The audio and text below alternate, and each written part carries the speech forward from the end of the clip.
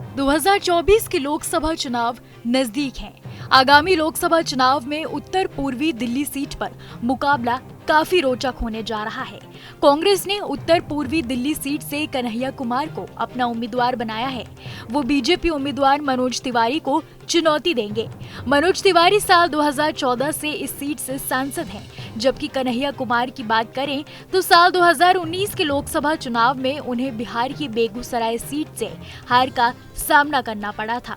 इस वक्त वो सीपीआई की टिकट पर चुनाव मैदान में उतरे थे, लेकिन अब कन्हैया कांग्रेस की टिकट पर दिल्ली से चुनावी ताल ठोक रहे हैं। दिल्ली की 7 लोकसभा सीटों में से नॉर्थ ईस्ट दिल्ली की सीट हमेशा से ही पूर्वांचली और बिहारी वोटरों की गढ़ रही है, इसलिए ज्यादातर पार्टियों की कोशिश रहती है कि इस सीट से किसी पूर्वांचली या बिहारी प्रत्याशी को ही मैदान में उतारा जाए। बता दें कि दिल्ली में आम आदमी पार्टी और कांग्रेस के बीच गठबंधन है। आप दिल्ली की 4 सीटों पर चुनाव लड़ रही है और कांग्रेस 3 सीटों पर।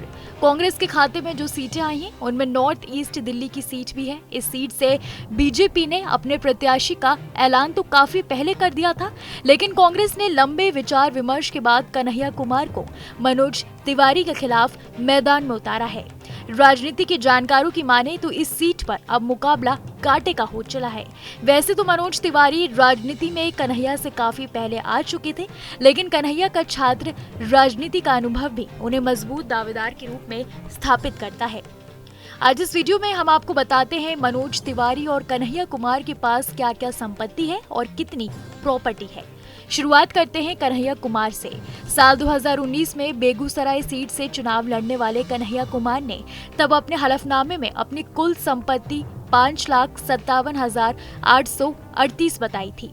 इसमें 3,57,838 की चल संपत्ति और 2 लाख की अचल संपत्ति थी। कन्हैया कुमार ने अपनी आमदनी का जरिया फ्रीलांस राइटिंग, गेस्ट लेक्चर और किताब की रॉयल्टी में मिलने वाली रकम को बताया था। जेएनयू के छात्र नेता रहे कन्हैया कुमार के पास किसी तरह की कोई ज्वेलरी नहीं है। बिहार में उनके नाम पर एक पैतृक संपत्ति थी। इस गैर कृषि भूमि की वैल्यू उन्होंने 2 लाख बताई थी। बता दें कि कन्हैया कुमार के पिता किसान हैं, जबकि मां आंगनवाड़ी में कार्यरत हैं। अब बात करते हैं मनोज तिवारी की। साल 2019 में नॉर्थ ईस्ट दिल्ली से चुनाव लड़ते वक्त उन्होंने चुनावी हलफनामे में अपनी कुल संपत्ति 24,28,17,031 रुपए बताई थी, जबकि उन पर 1,36,18,755 रुपए का कर्ज भी था। मनोज तिवारी के पास 8,64,11,031 की चल संपत्ति थी, तो वहीं 15,76,56,000 की अचल संपत्ति थी। मनोज तिवारी ने चुनावी हलफनामे में अपनी आमदनी का जरिया एक्टिंग, विज्ञापन, मॉडलिंग से होने वाली कमाई को बताया था।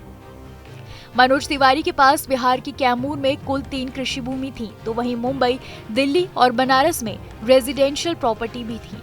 वहीं मनोज तिवारी के इलेक्शन एफिडेविट के मुताबिक उनके पास कुल 5 कार हैं, जिनकी कीमत तब 2019 में 54 लाख रुपए से ज्यादा थी।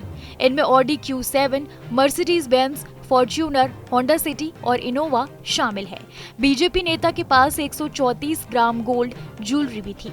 साथ ही आपकी जानकारी के लिए बता दें, ऐसी जानकारी सामने आ रही है कि उत्तर पूर्वी दिल्ली सीट पर मुकाबले के लिए पार्टी नेता राहुल गांधी ने खुद कन्हैया कुमार की पैरवी की है।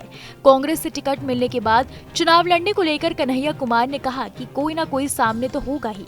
व्यक्ति अहम नहीं होता, विचार और मुद्दा महत्वपूर्ण होता है। अब जनता तय करेगी कि मनोज तिवारी कोई काम किया है या नहीं। वहीं दूसरी तरफ मनोज तिवारी ने कहा, लोकतंत्र में सभी का स्वागत है और हम तैयारी कर रहे हैं, लेकिन कांग्रेस ने अपनी मानसिकता का परिचय दिया है। उन्हें राष्ट्र, सेना और संस्कृति का सम्मान करने वाला कोई व्यक्ति नहीं मिला जो देश का सम्मान करता हो। ऐसी तमाम देश दुनिया की खबरों के लिए देखते रहिए न्यूज़ नेशन डिजिटल।